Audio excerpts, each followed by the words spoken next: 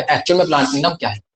ठीक है, तो अब समझ में आया ना प्लांट किंगडम में क्या है। बस प्लांट किंगडम में हमें क्या करना है, प्लांट्स का क्लासिफिकेशन करना है। क्या करना है, प्लांट्स का क्लासिफिकेशन। हम इसमें एल्गी का क्लास, एल्गी को देख पढ़ लेंगे, ब्रायोफाइट्स को पढ़ लेंगे, टेरिडोफाइट्स को पढ़ लेंगे, जिम्नोस्पर्म को पढ़ लेंगे, और किसको अच्छे से नहीं पढ़ेंगे, एंजियोस्पर्म को नहीं पढ़ेंगे इसमें, क्योंकि एंजियोस्पर्म के लिए सारे के सारे चैप्टर आगे बना दिए गए हैं।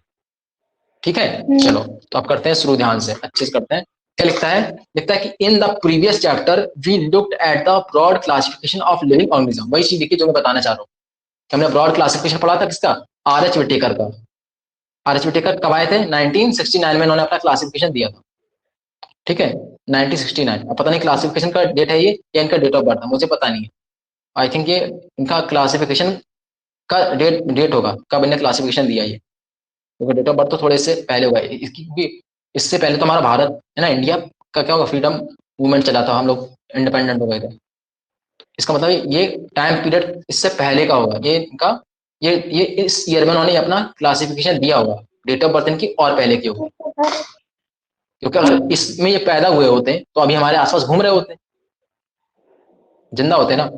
इस टाइम पे इन्होंने अपना क्लासिफिकेशन दिया था, वेयरन ही सजेस्ट दैट 5 किंगडम क्लासिफिकेशन। तो 5 किंगडम क्लासिफिकेशन उन्होंने दिया था। क्या क्या किंगडम थे उसके, Monera, protista, fungi, animalia, Plantae. Clear है यहाँ तक, जल्दी जल्दी बोलना थोड़ा, तो कोई रिस्पॉन्स करोगे ज्यादा मजा आएगा, जल्दी हो जाएगा। In this chapter we will deal, ये सब फालतू बात लिखी कि हम इसमें क्या डील करने वाले, तो हमें पता है प्लांटी किंगडम पढ़ना है, तो प्लांटी के बारे में क्या करेंगे, स्टडी करेंगे। ठीक है, तो हम चलते थी थोड़ा सा आगे। We must stress here that our understanding of plant kingdom has changed over time. हमारी जो ना अंडरस्टैंडिंग टाइम के साथ क्या प्लांट्स को लेकर चेंज होती रही है। क्या लिखा है, fungi and members of monerans and protist having cell wall have now been exclude from plantae. तो ये हम पहले बता चुके हैं कि पहले क्या हमने हमने स्टार्टिंग में जब क्लासिफिकेशन लिया गया था तो क्या लिया गया था, ये माना गया था किसके पास सेल वॉल है और किसके पास नहीं है। जिसके पास भी सेल वॉल होती थी उसको हम प्लांटी में डाल देते थे। अर्लियर क्लासिफिकेशन की हम बात कर रहे हैं, आर एच विटेकर की बात नहीं कर रहे हैं। आर एच विटेकर से पहले जो क्लासिफिकेशन हो रहे थे, यानी कि हम ऐसा मान लो 2 किंगडम क्लासिफिकेशन, जो कि लीनियस ने दिया होता, जो कि लीनियस नहीं दिया था, उस हिसाब से फंजाई फंजाई और मोनेरा यानी कि बैक्टीरिया और प्रोटिस्टा को किस में डाला गया था, इनको हमने प्लांटी में डाला हुआ था। लेकिन अब हमने इसको एक्सक्लूड कर दिया है, निकाल दिया है, किससे, प्लांटी से। क्योंकि आर एच टेकर का जो 5 किंगडम क्लासिफिकेशन है उसके हिसाब से इनके लिए अलग अलग किंगडम बना दिए गए हैं। बोलो हाँ या ना। ठीक है, उसके बाद क्या है, classification placed them in the same kingdom. ठीक है, अब प्लांटी किंगडम के अंदर क्या क्या है वो पढ़ेंगे। So the cyanobacteria that are also referred, अब साइनोबैक्टीरिया को कहाँ डालते हैं हम लोग, साइनोबैक्टीरिया किसमें आता है, साइनोबैक्टीरिया आता है मोनेरा में, किसमें आता है, मोनेरा में। ध्यान रखना साइनोबैक्टीरिया को हम लोग क्या बोलते हैं, साइनोबैक्टीरिया को हम लोग ब्लू ग्रीन एल्गी भी बोलते हैं। क्या बोलते हैं, तो इसमें ब्लू ग्रीन एल्गी सोच के, एल्गी तो एल्गी कहाँ आती है, एल्गी आती है हमारी प्लांट किंगडम में। किसमें आती है, एल्गी एल्गी आती है प्लांट किंगडम में। लेकिन ये जो है ना ब्लू ग्रीन एल्गी, ये बैक्टीरिया होते हैं, इनको नाम दिया गया है ब्लू ग्रीन एल्गी क्योंकि ये फोटोसिंथेटिक होते हैं। कैसे होते हैं ये, ब्लू ग्रीन एल्गी का मतलब क्या है, ये बैक्टीरिया है जो कि फोटोसिंथेटिक बैक्टीरिया है। कैसे बैक्टीरिया है,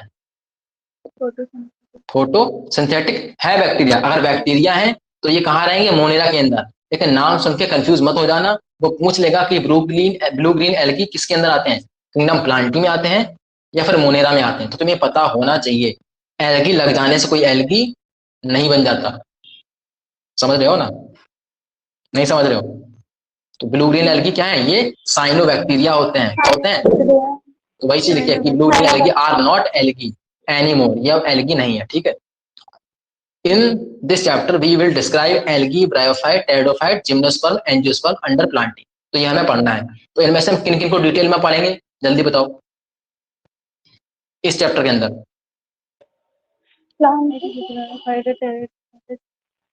हाँ, प्लांट्स को पढ़ेंगे ना, इसमें तो प्लांट नहीं, इस चैप्टर में हमारे पास एल्गी पढ़ना है, ब्रायोफाइट्स पढ़ना है, टेरिडोफाइट्स पढ़ना है, जिम्नोस्पर्म पढ़ना है, एंजियोस्पर्म पढ़ना है। हम किस किस को डिटेल में पढ़ेंगे,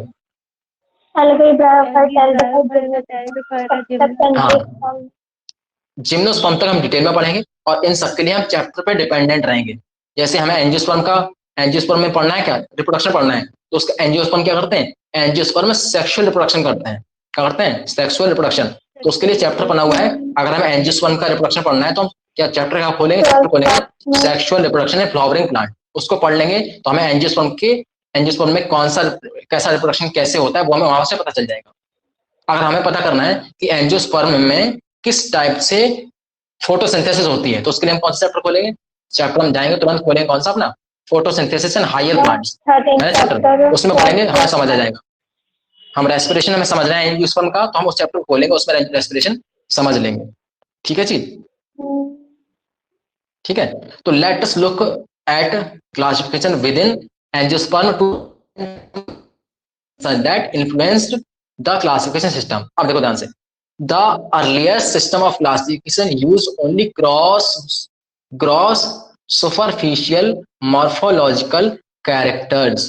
ध्यान से, अर्लिएस्ट जो क्लासिफिकेशन करे गए थे, अर्लिएस्ट जो क्लासिफिकेशन करे गए थे उसमें क्या, कौन से कैरेक्टर को लिया गया था, तो उसमें ग्रॉस सुपरफिशियल मॉर्फोलॉजिकल, है ना, जो बाहर से हल्के फुल्के जो दिखते हैं ना, बाहर से देखने में समझ आते हैं, उन कैरेक्टर को ही क्या है, उन कैरेक्टर को ही बेसिस बना के क्या किया गया था, क्लासिफिकेशन किया गया था। तो उसमें से कौन कौन से कैरेक्टर होते थे, जैसे हैबिट, हैबिट हैबिट क्या है किसी प्लांट की, colour, number, shape of leaf, ये सारी चीजों को स्टार्टिंग में क्या कैरेक्टर माना जाता था, क्रॉस मॉर्फोलॉजी में बाहर से देखते हैं। उसके बाद क्या लिखा है, they were based mainly on vegetative character और ऑन द एंड्रोसियम स्ट्रक्चर। तो देखो ध्यान से, पूछा जाए कि लीनियस ने जो अपना क्लासिफिकेशन दिया था तो उसने प्लांट की बात कर रहे हैं, किसकी बात कर रहे हैं, प्लांट्स की। लीनियस ने जो अपना क्लासिफिकेशन प्लांट्स का दिया था उसमें उसने किस चीज को बेसिस बनाया था, तो उसने एंड्रोसियम के स्ट्रक्चर को बेसिस बनाया था, किसको, एंड्रोसियम के स्ट्रक्चर को उसने बेसिस बनाया था।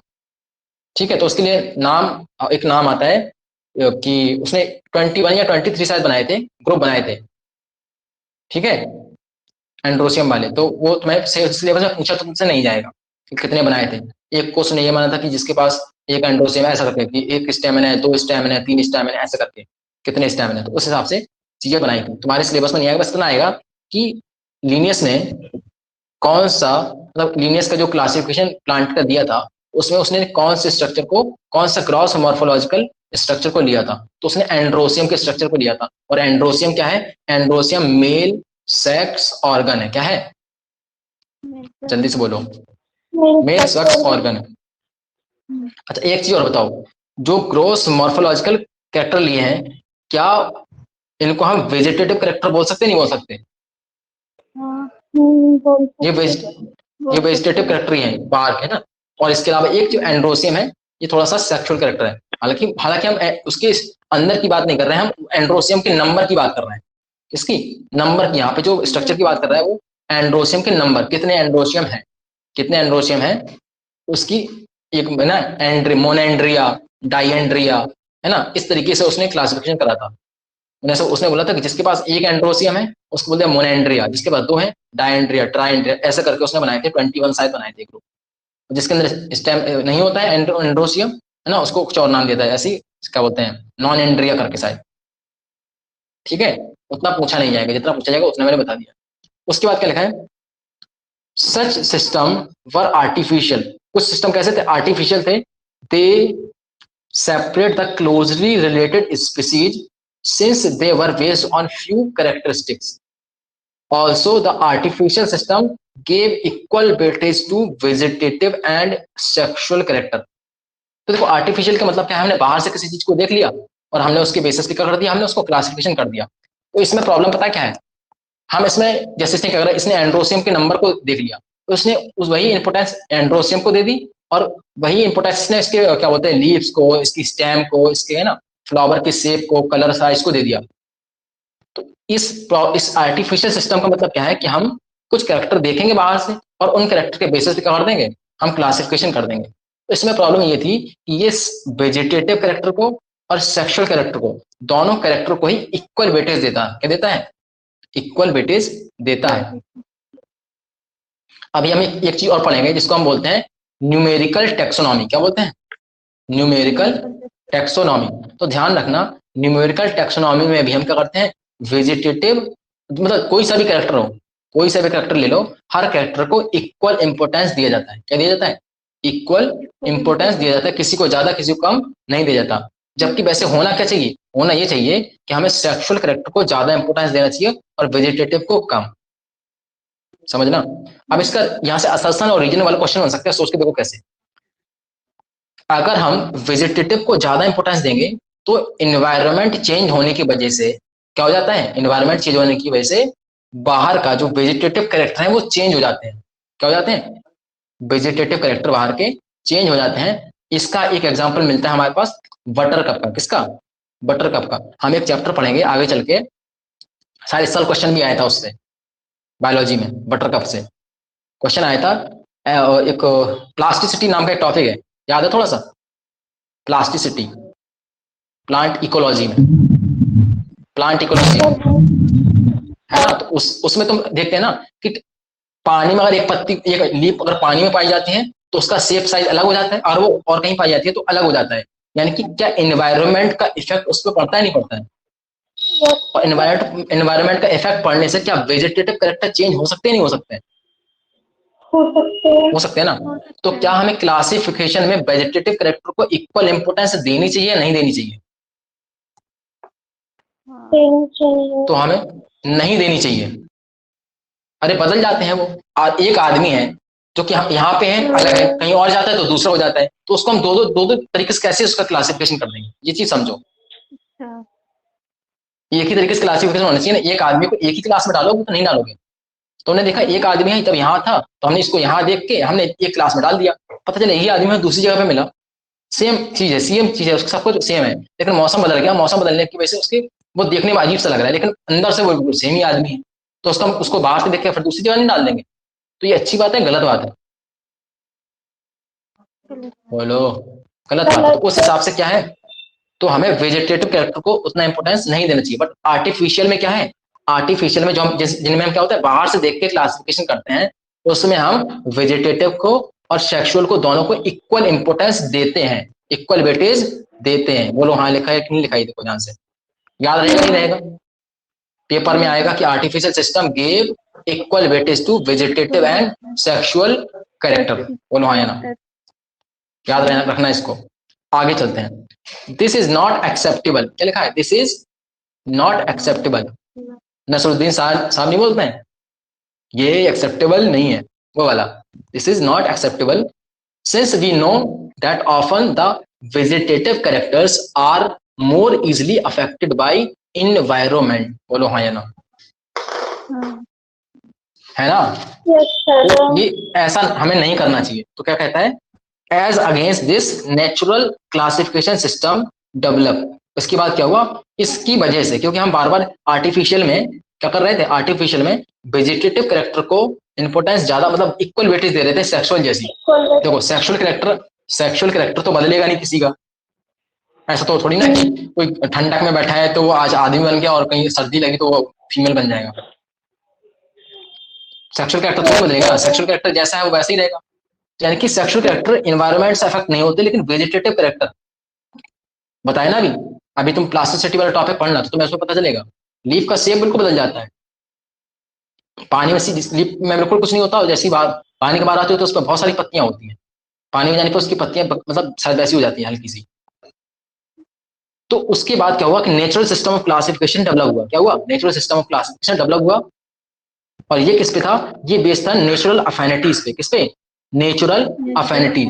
जो नेचुरल चीजें है ना, जो आसानी से चेंज नहीं होती, जो नेचर में रहती हैं, कहीं पे भी ले जाओ जो नेचुरल में वैसी की वैसी रहती हैं। जैसे मान लो हमारी जैसी एक सेल बनी है, एक हमारे अंदर की कोई सेल निकालो, तो वो सेल हमेशा वैसी है जैसी है वैसी रहेगी। उसको तुम इंडिया में देखो, गर्म जगह पे देखो, ठंडी जगह पे देखो, वैसी की वैसी ही रहेगी, उसमें कोई चेंजेस नहीं आएंगे। तो ऐसे कैरेक्टर को हम क्या बोलते हैं? नेचुरल अफिनिटीज बोलते हैं। तो अब इसमें कौन कौन से कैरेक्टर लिखे हैं, लिए हैं, वो आगे लिखा हुआ है। ठीक है, तो हम नेचुरल अफिनिटीज की इसमें बात करेंगे, नेचुरल सिस्टम ऑफ क्लासिफिकेशन में। तो एक चीज यहाँ से क्वेश्चन आता है, हम लोग जब पढ़ रहे थे किसके बारे में, हम लोग हर्बेरियम के बारे में पढ़ रहे थे। किसके बारे में पढ़ रहे थे? हर्बेरियम के बारे में। तो वहां पे एक लाइन लिखी थी कि हर्बेरियम को हम नेचुरल सिस्टम ऑफ क्लासिफिकेशन के बेसिस पे अरेंज करते हैं। याद करो, पढ़े थे? क्या पढ़े थे हम लोग? खुशी साक्षी माइक ऑन कर लो जल्दी से, जल्दी जल्दी रिप्लाई करो, बस फास्ट फास्ट, दिमाग में चीजें अंदर भर जाएंगी एकदम। क्या बोला है? नेचुरल सिस्टम ऑफ क्लासिफिकेशन की अंदर बात कर रहे थे, तो हमने हार्वेरियम पढ़ा था लिविंग वर्ल्ड में, तो मैंने वहां क्या बताया था तुमको? ये बताया था कि हार्वेरियम को जो हम अरेंज करते हैं लाइब्रेरी के अंदर, वो नेचुरल सिस्टम ऑफ क्लासिफिकेशन के बेसिस पे क्या करते हैं? अरेंज करते हैं। बोलो हाँ या ना? Yes sir. हाँ बात करते हैं ना, तो ये क्या है? ये होते हैं नेचुरल अफिनिटीज पे। ठीक है, अब नेचुरल अफिनिटीज क्या क्या है वो देखते हैं। तो देखो ध्यान से, हमें क्या करना है, हम लोग एक्सटर्नल फीचर को भी देखेंगे। ध्यान से सुनना, आर्टिफिशियल में एक्सटर्नल फीचर को देख के ही काम बना लेते हैं। इसको देख के, आर्टिफिशियल में हम एक्सटर्नल फीचर को देख के ही काम बना लेते थे, लेकिन नेचुरल में, अरे ये आवाज बहुत ज्यादा कर रही है इसको। तो आर्टिफिशियल में हम केवल क्या है? एक्सटर्नल फीचर को देखते थे आर्टिफिशियल में, लेकिन कह रहा है कि जब हम नेचुरल की बात करेंगे तो नेचुरल में नॉट ओनली एक्सटर्नल फीचर, केवल एक्सटर्नल फीचर को देख के काम नहीं चलाना, यानी कि हमें केवल और केवल मॉर्फोलॉजी से काम नहीं चलेगा, हमें इंटरनल फीचर भी उसके देखने पड़ेंगे। बोलो हाँ ना? और जब हम इंटरनल फीचर की बात कर रहे हैं तो हम अल्ट्रा स्ट्रक्चर, उसकी एनाटॉमी, एम्ब्रियोलॉजी, फाइटोकेमिस्ट्री तक की बात करें। अब इसका मतलब समझो, अल्ट्रा स्ट्रक्चर से मतलब हो जाता है सेल से। किससे? अल्ट्रा स्ट्रक्चर का मतलब क्या है? अल्ट्रा स्ट्रक्चर का मतलब है कि हमें किसी की सेल की स्टडी करनी है, हमें उसकी एनाटॉमी पढ़नी है। एनाटॉमी मतलब उसके अंदर कौन कौन से टिश्यू है, कौन कौन सी ऑर्गन है, वो सबकी भी स्टडी अंदर हमें जाके करनी है, वो एनाटॉमी हो गया। एम्ब्रियोलॉजी मतलब उसका जब किसी के अंदर एम्ब्रियो बनेगा, हर किसी के अंदर क्या होगा? जब रिप्रोडक्शन करेगा, अगर सेक्सुअल रिप्रोडक्शन करेगा तो सेक्सुअल रिप्रोडक्शन में क्या एम्ब्रियो बनेगा, तो वो एम्ब्रियो की स्टडी भी हम करेंगे, वो भी देखेंगे वो कैसा बनता है। हम उसके फाइटोकेमिस्ट्री की स्टडी भी करेंगे। इसकी स्टडी, फाइटोकेमिस्ट्री की स्टडी भी करेंगे। इसका मतलब क्या है? फाइटो मतलब होता है क्या? केमिकल, और केमिस्ट्री मतलब केमिस्ट्री, तो हम उसके अंदर पाए जाने वाले केमिकल्स की भी स्टडी करते हैं। किसकी? जो केमिकल उसके हर क्या है, हर प्लांट के अंदर क्या होगा? कुछ ना कुछ केमिकल्स तो होते ही है। कुछ रेजेंस निकलती हैं, गम निकलती हैं, है ना, एल्केलॉइड्स निकलते हैं, तो टर्पीन से निकलती हैं बहुत सारे, है ना, और क्या बोलते हैं, ऑयल निकलते हैं, एसेंशियल ऑयल निकलते हैं। तो ये सब क्या है? ये सब फाइटोकेमिस्ट्री के अंदर आ जाएगा। तो हमें पहले हम आर्टिफिशियल में केवल एक्सटर्नल फीचर को देख रहे होते थे, समझ रहे हो, लेकिन जैसे हमने किसकी नेचुरल क्लासिफिकेशन की बात करी, तो हम external as well as internal feature को भी कंसीडर करने लगते हैं, और उस टाइप की क्लासिफिकेशन को हम क्या बोलते हैं? नेचुरल सिस्टम ऑफ क्लासिफिकेशन बोलते हैं। बोलो हाँ या ना? ठीक है, तो इसका एक एग्जाम्पल दिया है, देखो नेचुरल सिस्टम ऑफ क्लासिफिकेशन में बहुत सारे साइंटिस्ट के नाम हैं, क्योंकि नेचुरल सिस्टम ऑफ क्लासिफिकेशन कोई एक साइंटिस्ट ने दिया नहीं है, तो डिफरेंट साइंटिस्ट ने अपना अपना नेचुरल सिस्टम ऑफ क्लासिफिकेशन दिया है। कैरेक्टर यही माने हैं, लेकिन तरीका उन लोगों का अलग अलग है हर किसी का। उसमें से जो हमें याद करना है वो करना है किसका? George Bentham and Joseph Dalton Hooker का। बेंथम एंड हुकर हमें याद रखना है। किसका याद रखना है हमें? बेंथम एंड हुकर तुम्हें याद रखना है। एंगलर एंड प्रेंटल भी होता है ना, और तत्ताजन, ओटो तत्ताजन भी होता है, वो तुम्हें सब याद नहीं करने हैं, और ना ही मैं तुम्हें बताने वाला हूँ। समझ रहे हो ध्यान से? ये चीज थोड़ा ध्यान से समझो। तो जो एंड्रोसियम वाला लीनियस ने दिया था, यहाँ पे देखो ध्यान से, जो लीनियस ने यहाँ पे कौन सा दिया था? ये लीनियस ने जो दिया था एंड्रोसियम के बेसिस पे, ये कौन सा वाला था? आर्टिफिशियल या नेचुरल? जल्दी बोलो। आर्टिफिशियल। आर्टिफिशियल था, ये याद हमें रखना है। जो अब पूछ लेगा ना, क्वेश्चन पूछेगा लीनियस ने कौन सा दिया था, artificial system of classification plant के लिए या फिर natural system of classification plants के लिए, तो इन्होंने आर्टिफिशियल सिस्टम ऑफ क्लासिफिकेशन दिया था, क्योंकि इन्होंने आर्टिफिशियल में क्या करा? केवल एंड्रोसियम के नंबर के बेसिस पे क्लासिफिकेशन करा था। ठीक है, अरे बोलो, ठीक है। उसके बाद एक सिस्टम और आता है, ठीक है, at present phylogenetic classification system based on evolutionary history. तो देखो नेचुरल में हम जो कुछ पढ़ के आए हैं, नेचुरल में क्या क्या पढ़ा है हमने? एक्सटर्नल फीचर की भी स्टडी में करनी है और इंटरनल फीचर की स्टडी भी करनी है, तो ये बन जाता है हमारा नेचुरल। लेकिन जो मोर एडवांस है, जो more advance system of classification है, वो कौन सा है? Phylogenetic classification system. कौन सा है? अच्छा, अब समझ अंतर देख रहे हैं कितना सा है, कितना छोटा सा अंतर है। अगर हम बात कर रहे हैं नेचुरल सिस्टम ऑफ क्लासिफिकेशन की, तो इन्होंने क्या बताया, इन्होंने ये बताया कि एल्गी सबसे पहले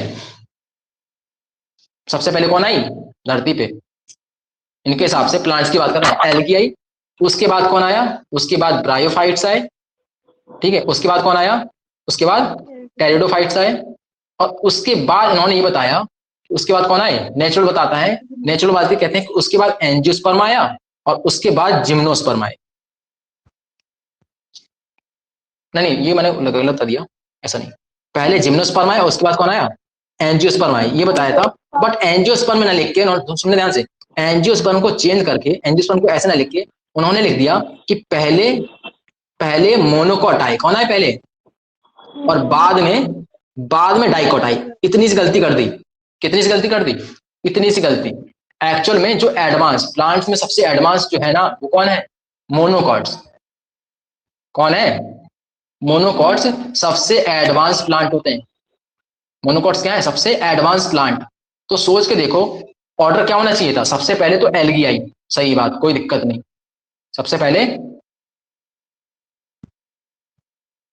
कौन आए, एल्गी आई, उसके बाद कौन आया, ब्रायोफाइट्स आए, उसके बाद कौन आया, टेरिडोफाइट्स, बोलो आया ना, उसके बाद कौन आया, जिम्नोस्पर्म्स आए, उसके बाद कौन आया, उसके बाद मोनोकॉट बता रहे हैं, क्या बता रहे हैं, मोनोकॉट आया, उसके बाद कौन आया, डाइकॉट। मैंने एंजियोस्पर्म को दो पार्ट में, एंजियोस्पर्म के दो पार्ट होते हैं, कितने पार्ट होते हैं, एक मोनोकॉट और एक डाइकॉट, तो मैंने एंजियोस्पर्म को ऐसे लिख दिया। उन्होंने ये बताया ये कि ये गलती है, लेकिन नेचुरल हमने फाइलोजेनेटिक रिलेशनशिप के हिसाब से स्टडी करा तो हमें पता चला कि एल्गी आई पहले, कोई दिक्कत नहीं थी यहाँ तक, ब्रायो आया उसके बाद, कोई दिक्कत नहीं आता, उसके बाद कौन आया, टेरिडोफाइट आया, वो भी कोई दिक्कत नहीं, उसके बाद जिम्नोस्पर्म आया, यहाँ तक कोई दिक्कत नहीं। जब हमने फाइलोजेनेटिक की स्टडी करी तो हमें पता चला कि डाइकॉट आया था पहले, और सबसे लास्ट जो लेटेस्ट अभी आया है वो कौन सा है, मोनोकॉट है। तो जब हम गेहूं खा रहे हैं ना, जो गेहूं हम लोग वीट खाते हैं, वीट क्या है, वीट एडवांस एंजियोस्पर्म है, क्या है, बोलो, वीट क्या है, एडवांस एंजियोस्पर्म है। तो एक्चुअल में ऑर्डर होना चाहिए था ये क्या है, ये है हमारा फाइलोजेनेटिक ऑर्डर, क्या है ये, फाइलोजेनेटिक ऑर्डर। और ये क्या है, ये नेचुरल वालों ने दिया था, ये नेचुरल सिस्टम ऑफ क्लासिफिकेशन जो बेंथाइन कर रहे हैं ना, उनका ऑर्डर ये था, बस इतनी सी गलती थी इसमें। तो हमने जैसे इस ऑर्डर को ऐसे इस ऑर्डर में लिख दिया तो ये हो गया फाइलोजेनेटिक रिलेशनशिप। क्या हो गया, फाइलोजेनेटिक रिलेशनशिप। फाइलोजेनी मतलब क्या है, इवोल्यूशनरी हिस्ट्री क्या है, कौन किससे बना है, कौन किससे बना है। तो हमने बताया कि जो ब्रायोफाइट्स हैं वो किससे बने, एल्गी से बने। पहले एल्गी होते थे, एल्गी में मॉडिफिकेशन हो गए तो वो ब्रायोफाइट्स बन गए।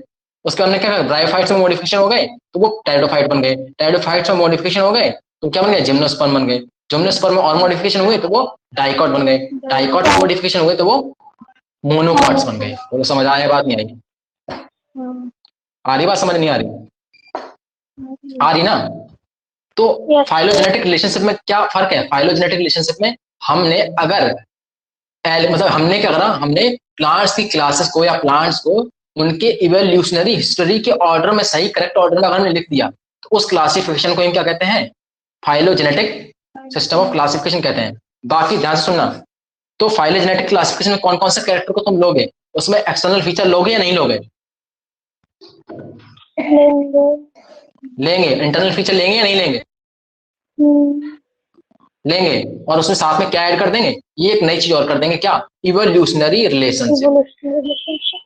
अगर इवोल्यूशनरी रिलेशनशिप को हटा दो, मैं अगर तुमसे ऐसा बोलता हूँ, ध्यान सुनना, मैंने बोला कि मेरे पास फाइलोजेनेटिक रिलेशनशिप है, क्या है, फाइलोजेनेटिक रिलेशनशिप है, इसमें से मैंने माइनस कर दिया, फाइलोजेनेटिक ऐसे लिखता हूँ पूरा, फाइलोजेनेटिक क्लासिफिकेशन है, क्या है, फाइलोजेनेटिक क्लासिफिकेशन है। अगर मैं इसमें से माइनस कर दूं, किसको, अगर मैंने इसमें इवोल्यूशनरी हिस्ट्री को माइनस कर दिया तो बताओ क्या बन जाएगा,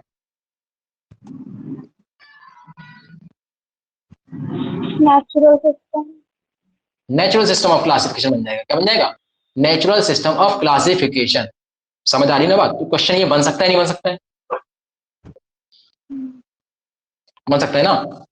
फाइलोजेनेटिक में क्या क्या, फाइलोजेनेटिक में एक्सटर्नल फीचर भी आएंगे, इंटरनल फीचर भी आते हैं, और इनका इवोल्यूशनरी हिस्ट्री भी आती है। लेकिन अगर हम इसमें से इसको ही माइनस कर देंगे, हटा देंगे, क्या बचेगा, एक्सटर्नल और इंटरनल। और एक्सटर्नल इंटरनल किसमें होते हैं, केवल और केवल नेचुरल में होते हैं। किसमें होते हैं, अरे बोलो, नहीं समझ आ रही,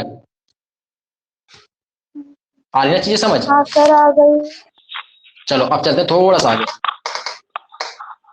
हालांकि फाइलोजेनेटिक का तुम्हारे पास नाम दिया नहीं है ना, साइंटिस्ट वगैरह का नाम नहीं दिया, बट तुम्हें याद भी नहीं करना है ना, इसका लोड लेना है ज्यादा, ठीक है। और कभी भी तुम्हारा कहीं मन करा करे ना कि तुम्हें एक्स्ट्रा पढ़ना है, तुम एक बुक उठाया करो, कोई ये बुक जिसमें लिखा हुआ है, या मॉड्यूल उठा लिया करो और एक लाइन को पढ़ा करो, एक लाइन को पढ़ा करो, और तुम्हें लगे इंपॉर्टेंट है, ठीक है, तो उस दिन पढ़ लिया करो। और दूसरे दिन वो उस बुक को उठाया करो और बोलो अरे ये तो इंपॉर्टेंट नहीं है, इसको नहीं पढ़ना है, इस पर ध्यान नहीं देना है।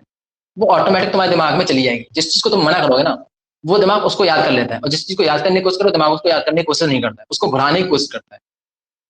तो एक बार कोई चीज तुम टीचर तुम्हें पढ़ाते पढ़ाते अचानक से कुछ लिख देता है ना, और बोलता है इसको याद नहीं करना है, ये तुम्हारे काम की चीज नहीं है, तो तुम उसको याद कर लेते हो। वो होता नहीं होता ऐसा, अरे होता ही नहीं होता, यस सर होता है। होता है ना, ऐसा होता है। तो अगर तुम्हें कोई चीज याद करनी है तो क्या बोलोगे कि ये काम की चीज नहीं है, नहीं है। नहीं है, उसको हमें याद नहीं करना है, तो दिमाग ऑटोमेटिक उसको याद कर ही लेगा, वो चाहे वो 2 बार में करे, कर लेगा, ठीक है। तो based on evolutionary relationship between the various organism are acceptable, this assume that organism belonging to the same taxa have a common ancestor. क्या होता है इसका मतलब, क्या है, कॉमन एंसेस्टर है। मैंने बताया ना कॉमन एंसेस्टर मतलब क्या है। हम ये बोल सकते हैं कि मोनोकॉट का भी कॉमन, मोनोकॉट भी कभी ना कभी क्या थे, कभी ना कभी एल्गी थे। क्या थे, एल्गी थे। वो एल्गी से इवॉल्व होते होते मोनोकॉट बन गए। जैसे हम लोग बोलते हैं, हम लोग क्या बोलते हैं कि हम लोग पहले बंदर थे, बोलते नहीं बोलते हैं कि हम लोग पहले बंदर थे, हम यस बंदर से इवॉल्व सर। करके हम ऐसा हो गए, ऐसा मानते हैं। अब कितना सही है, कितना साइंटिफिक सही है, हालांकि वो जो जिस बंदर से हम बने हैं ना, वो अलग टाइप की वैरायटी के बंदर थे, ये बंदर नहीं थे। नहीं तो इस क्वेश्चन सब लोग अराइज करते हैं कि अगर बंदर से बन रहे होते तो ये बंदर हमें क्यों घूम रहे हैं, फिर इनको भी बन जाना चाहिए था। तो बंदर की वैरायटी अलग थी, ठीक है।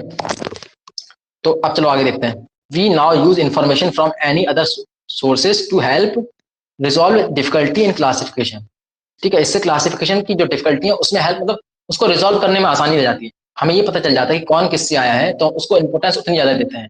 और अगर ये पता चल जाता है तो हमें ये पता चल जाएगा कि कौन कितना कॉम्प्लेक्स होगा। जो स्टार्टिंग में बना होगा वो उतना क्या होगा, सिंपल होगा, और जो बहुत बाद में बना है वो उतना ज्यादा क्या होगा, कॉम्प्लेक्स होगा। क्या होगा, कॉम्प्लेक्स। तो एंजियोस्पर्म क्या होंगे, कॉम्प्लेक्स होंगे। जो एल्गी होंगे वो क्या होंगे, सिंपल होंगे। बोलो हाँ या ना, अरे बोलो। यस क्या सर। जो ये मैंने बात अभी बोली है कि जो पहले बना वो सिंपल होगा, जो बाद में बना वो कॉम्प्लेक्स होगा, क्या ये हर जगह सही रहेगी बात, ये नहीं। कहाँ गलत हो जाएगी ये बात, नहीं। हाँ, अरे बोलो। माइक ऑफ कर दिया, मैं पूछ रहा हूँ ना, माइक ऑफ कर दिया, हे भगवान, कहाँ गलत हो जाएगी ये बात, ये बतानी है। बैक्टीरिया में पढ़ा है ना, बैक्टीरिया क्या कॉम्प्लेक्स इन बिहेवियर होते हैं, सिंपल इन स्ट्रक्चर, सॉरी हाँ, सिंपल इन स्ट्रक्चर होते हैं, कॉम्प्लेक्स इन बिहेवियर होते हैं। उनका स्ट्रक्चर उनका भी क्या है, सिंपल ही है, बिहेवियर उनका कॉम्प्लेक्स है। यानी कि ये बात सही है कि जो पहले बना होता है वो सिंपल होता है इन बनावट में, मतलब उनका स्ट्रक्चर सिंपल होता है। तो एल्गी भी सिंपल ही होते हैं बनावट में, उनके पास ना तो रूट होती है, ना स्टेम होती है, ना लीफ होती है, कुछ होता है क्या एल्गी के पास। लेकिन मोनोकॉट्स के पास आओ, अरे बोलो, मैंने सही बोला है ना, मोनोकॉट ही एडवांस होते हैं ना, कि डाइकॉट एडवांस होते हैं। डाइकोट। डाइकॉट एडवांस होते हैं नहीं मोनोकोट है। ना, एक बार थोड़ा चेक कर लेना, मुझे जहाँ तक मुझे याद है कि मोनोकॉट ही एडवांस होते हैं सबसे। तो चलो अब आगे देखते हैं, आगे क्या आता है। These become more important when there is no supporting fossil evidence, और ये मुश्किल हो जाता है जब कोई सपोर्टिंग एविडेंस ना हो। क्योंकि देखो हमें क्या बनानी है, हमें बनानी है कि फाइलोजेनेटिक रिलेशनशिप लगाना है, यानी कि हम इवोल्यूशनरी हिस्ट्री देखनी है उनकी। तो वो तो जब मिलेगी जहां हमें क्या मिलेगा, फॉसिल एविडेंस मिलेंगे, कौन किससे आया होगा। अब सपोज करो कि हमें एक प्लांट के बीच में रिलेशनशिप पता करना है कि इन ये प्लांट के बीच में कोई प्लांट आया होगा, क्या क्या इन दोनों के बीच डिफरेंस है। तो कोई ना कोई ऐसा इनके बीच में प्लांट होगा जो इन दोनों के कॉमन कैरेक्टर रखता होगा। तो हम उसको ढूंढते हैं, उसके फॉसिल ढूंढते हैं, और मान लो उसका अगर फॉसिल ही नहीं मिले तो हम कैसे उनके बीच में लिंक बनाएंगे? समझदारी बात। दो प्लांट्स के बीच में तो अगर लिंक बनानी है, जैसे हम लोग पढ़ते हैं, हम लोग क्या पढ़ते हैं? हम लोग पढ़ते हैं जैसे वायरस है।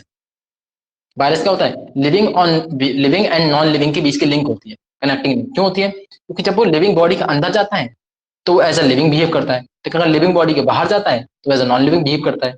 ऐसे हम यूग्लिना की बात करते हैं, तो यूग्लिना क्या होता है? यूग्लिना प्लांट्स और एनिमल के बीच की कनेक्टिंग लिंक है। यूग्लिना क्या है? प्लांट्स एंड एनिमल के बीच इनकी कनेक्टिंग बिटवीन क्या है? कनेक्टिंग लिंक होती है। क्योंकि उसके पास जब उसको सनलाइट मिलती है वो फूड का सिंथेसिस करता है, फोटोसिंथेसिस करता है। लेकिन जब उसको फूड नहीं मिलता है तो हेटरोट्रॉफ की तरीके से दो लोगों को मार मार के खाता है। तो एनिमल्स भी क्या करते हैं? यही तो करते हैं। अरे करते हैं, नहीं करते हैं? कर बंद कर लिए तुम लोगों ने भाई, तुम लोग मेरे को परेशान कर रहे हो। मैं पूछ रहा हूँ, तुम लोग माइक ऑफ करके रखें।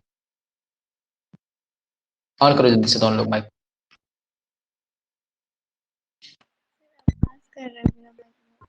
हाँ, खुशी कल तुम अपना माइक सही कराओगे, फोन ले ईयरफोन लेके आओगे दूसरा।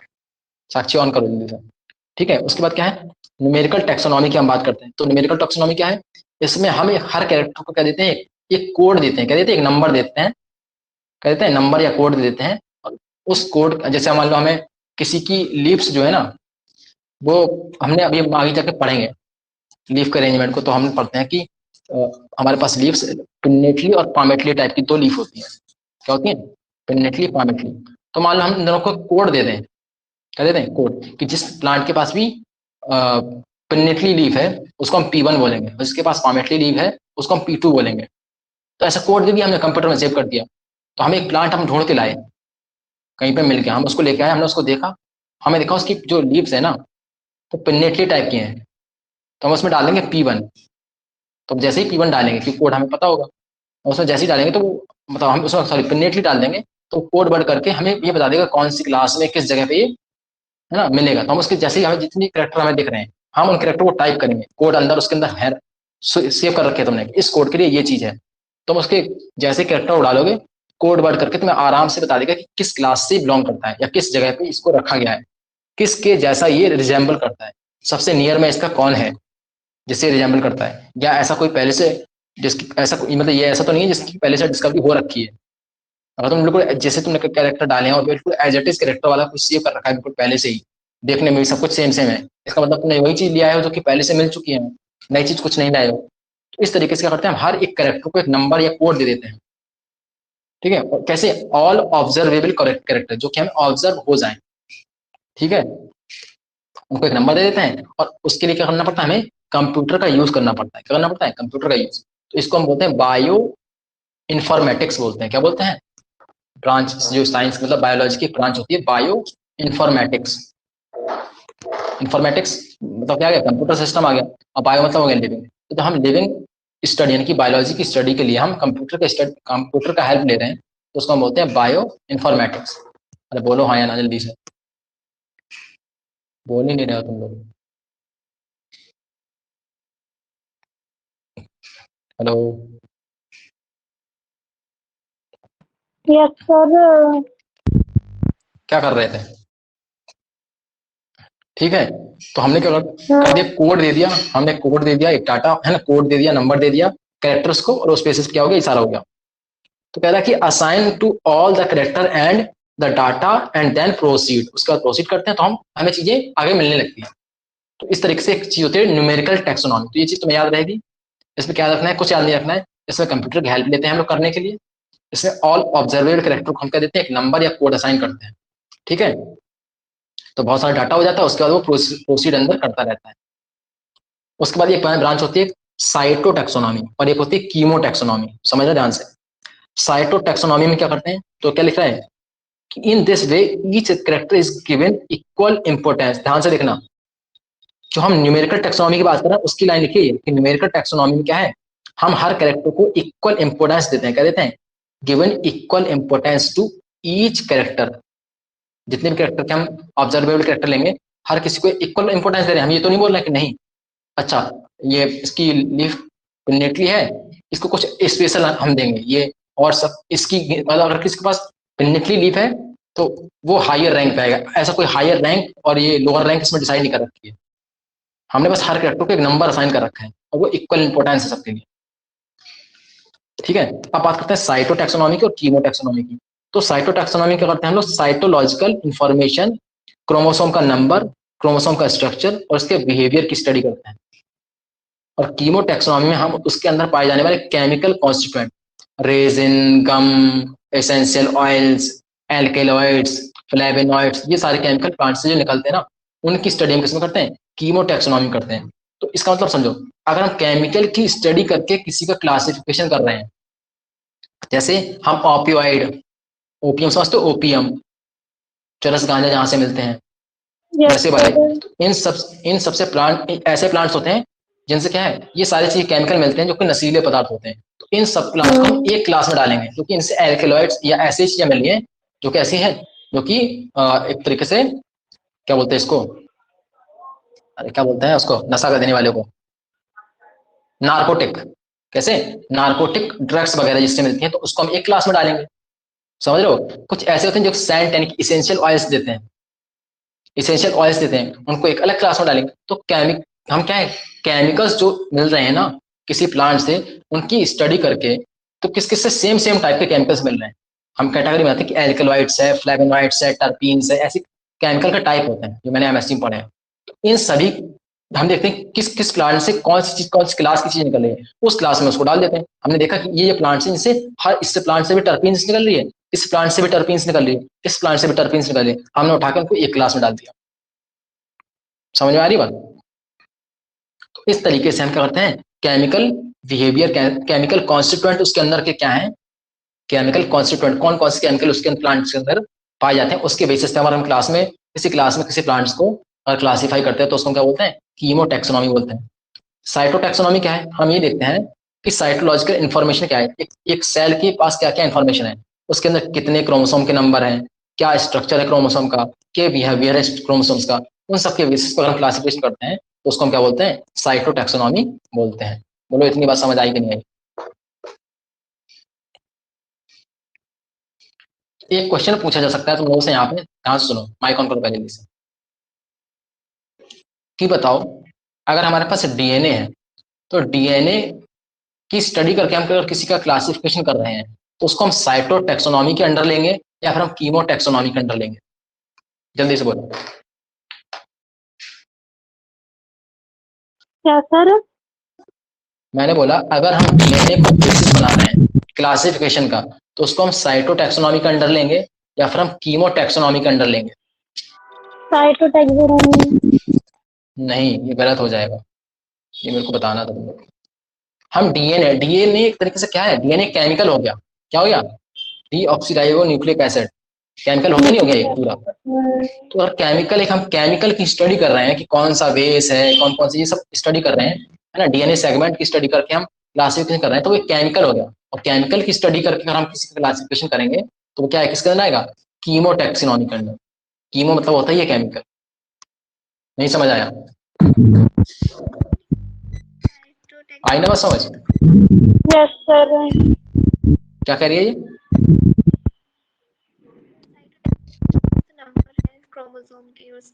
हाँ, साइटोटैक्सोनॉमी में केवल क्रोमोसोम के नंबर, क्रोमोसोम का स्ट्रक्चर कैसा है, उसका बिहेवियर क्या है, उसके बेसिस पे केवल क्लासिफिकेशन करते हैं साइटो में। कीमो में क्या करेंगे, केमिकल नेचर, कौन सा केमिकल है उस नेचर के बेसिस पे। ठीक है, तो और किसी प्लांट में हमें कंफ्यूजन हो रही होती है, पहले तो हम क्या कर लेते हैं, पहले हम क्या बोलते हैं, नेचुरल क्लासिफिकेशन से करते हैं। लेकिन अगर मान लो हम किसी प्लांट को क्लासिफिकेशन करने में नेचुरल से हमें प्रॉब्लम आ रही है, नेचुरल क्लासिफिकेशन करके हम उसको अच्छे से क्लासीफाई नहीं कर पा रहे हैं, हमें जिस क्लास में डालना है, या जैसे उसके है ना, हमें कंफ्यूजन बहुत ज्यादा हो रही है कि इसको हम इसमें डालें या फिर इसमें डालें, इसके कुछ कैरेक्टर इसके साथ मिल रहे हैं, कुछ कैरेक्टर इसके साथ मिल रहे हैं, तो कंफ्यूजन हो रही है, तो हम फाइलोजेनेटिक रिलेशनशिप देख लेंगे। हम ये देख लेंगे कि ये इसका, इसकी ऑरिजिन कहाँ से है, ये प्लांट किससे ऑरिजिन उठ रहा है, तो उससे हम ये पता कर सकते हैं कि इस प्लांट को हम इस किंगडम में, सॉरी, इस क्लास में डाल दूं या इस क्लास में डाल दूं। एक तो वहां से हमें जानकारी मिल सकती है। सपोज करो कि हमें तब भी सही से जानकारी नहीं मिल पा रही है, हमें हमें एंसेस्टर पता चला कि इसके एंसेस्टर दोनों के ही क्या है, सेम है, एक ही प्लांट, जो एक प्लांट है हमारे पास, उसके एंसेस्टर भी क्या है, सेम ही है, तो हमें ये समझ आ रहा है कि हम मैं इस क्लास में डाल दूं या इसको इस क्लास में डाल दूं। उस केस में काम क्या आता है, कीमोटैक्सोनॉमी या फिर साइटोटैक्सोनॉमी। तब हम देखते हैं अच्छा ये बताओ केमिकल इसके पास कौन कौन से हैं और इसके क्रोमोसोम का स्ट्रक्चर वगैरह कैसा है, क्या कौन कौन से क्रोमोसोम्स है इसके पास, नंबर क्या है, बिहेवियर क्या है, स्ट्रक्चर क्या है, सब देख के तो इनकी हेल्प से भी हम कर सकते हैं क्लासिफिकेशन में हमें हेल्प मिलती है। समझ आ रही बात? अरे बोलो। अब हम बात करते हैं एल्गी, एल्गी के बारे में। तो एल्गी क्या है, तो एल्गी के बारे में जैसे ही मैंने बताया था, एल्गी को हमें पढ़ना है, फिर ब्रायो को पढ़ेंगे, फिर टाइडो पढ़ेंगे और जिम्नो पढ़ेंगे, और उसके बाद एंजियोस्पर्म को थोड़ा सा पढ़ के फिर हम एंजियोस्पर्म के बारे में आगे चैप्टर में पढ़ना शुरू कर देंगे धीरे धीरे जैसे जैसे जो चैप्टर आता जाएंगे। तो कह रहा है एल्गी क्या है, प्लांट किंगडम का ही पार्ट है। ये क्या होते हैं, ये क्लोरोफिल बियरिंग होते हैं। क्या होते हैं, क्लोरोफिल बियरिंग। तो देखो क्लोरोफिल बियरिंग ये कोई बात नहीं है, ये बच्चा बच्चा जानता है। प्लांट किंगडम के अगर हम अंदर पढ़ रहे हैं किसी को, तो पक्की बात है उसके पास क्या होगा, क्लोरोफिल होगा, क्योंकि प्लांट किंगडम के अंदर उन्हीं को पढ़ेंगे इसके पास क्लोरोफिल और जो फोटोसिंथेसिस कर रहा होगा। बोलो हाँ या ना? अरे बोलो। यस इसका सर। मतलब एल्गी के पास क्या होगा, क्लोरोफिल तो होगा ही होगा। तो इसमें कोई रॉकेट साइंस नहीं, क्लोरोफिल बियरिंग होते हैं, लॉजिकल चीज है। दूसरी बात आती है कि ये सिंपल है, थाइलॉइड है, ऑटोट्रॉपिक है, लार्जली एक्वेटिक है। तो बताओ इसमें कौन से तुम्हें लाइनें लिख रही है जो कि तुम्हें समझ नहीं आ सकती। ये क्या प्लांट किंगडम के सबसे छोटे आदमी हैं, स्टार्टिंग में आ रहे हैं, यानी कि इनसे ही ऑरिजिन हो रहा है प्लांट किंगडम का एक तरीके से देखा जाए तो ये सिंपल होंगे या नहीं होंगे, सोच के देखो, सिंपल होंगे नहीं होंगे, सिंपल ही होंगे। और ये को बोला है थाइलॉइड है, ये कैसे है, थाइलॉइड। थाइलॉइड का मतलब है क्योंकि ये स्टार्टिंग में है, एक बच्चा मान लो, एक बच्चा होता है तो उसके हाथ पैर अच्छे से कहाँ काम करते हैं, बस वो घूमता फिर लुढ़कता रहता है एक जगह से दूसरी जगह। तो ऐसे इनके पास क्या नहीं है, ये एल्गी प्लांट किंगडम के इस बच्चे के तरीके से एकदम स्टार्टिंग है इनकी। तो इनके पास ये थाइलॉइड होते हैं। कैसा थाइलॉइड, थाइलॉइड मतलब होता है ना तो इनके पास प्लांट सॉरी ना इनके पास डिफरेंशिएटेड रूट है, ना डिफरेंशिएटेड रूट है, ना इनके पास क्या है, ना ही लीफ है, ना ही स्टेम है। तो इनके पास डिफरेंशिएटेड रूट, स्टीम स्टेम और लीफ कुछ भी नहीं होती है। थाइलॉइड का मतलब क्या होता है, ये थैलस लाइक होते हैं। कैसे होते हैं, थैलस लाइक, यानी कि डिफरेंशिएटेड रूट, स्टेम, लीफ इनके पास नहीं होती है।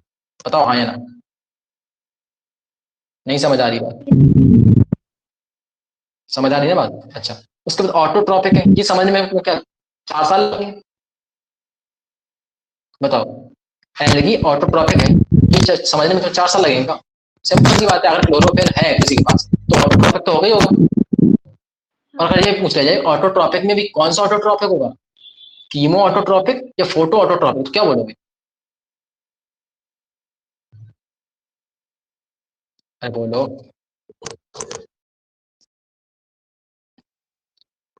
मैं अगर बोल दूं कि एल्गी ऑटोट्रॉपिक है, तो एल्गी कौन कैसे ऑटोट्रॉपिक है, कीमो ऑटोट्रॉपिक है या फोटो ऑटोट्रॉपिक?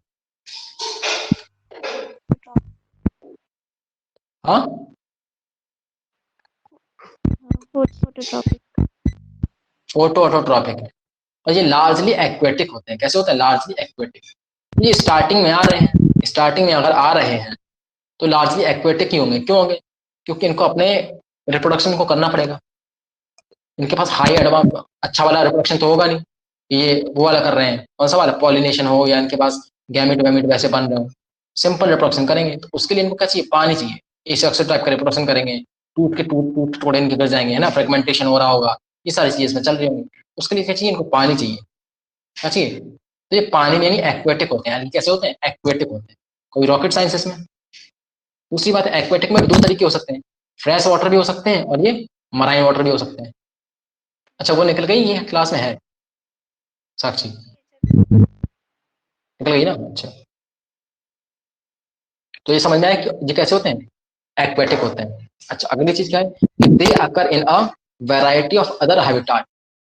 क्या है, they occur in a variety of other habitats. ये अदर हैबिटाट्स में मतलब इनमें क्या है, वैरायटी पाई जाती है। क्या पाई जाती है, वैरायटी पाई जाती है।